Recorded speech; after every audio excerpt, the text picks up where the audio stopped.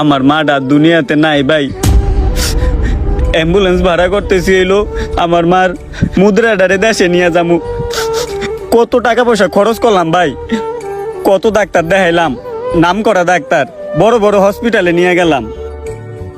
টাকার বিনিময়ে মারে বাসায় রাখতে পারলাম না রে ভাই। কি বলেন ভাই, আমার সাথে পরামর্শ করবেন না?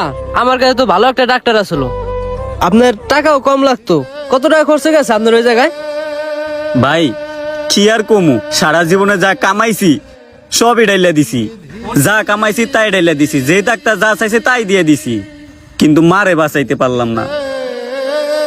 ভাই একটা কথা বলি, এই টাইমে অবশ্যই কথাটা বলা ঠিক না, কিন্তু আপনার কর্মের কারণে আজকে আপনার মার এই অবস্থা। যেমন কামাইছেন হেমন ডালছেন, হারামে কোনো আরাম নাই, বুঝছেন ভাই? তাও দোয়া করি আপনার মা যেন জান্নাতবাসী হোক।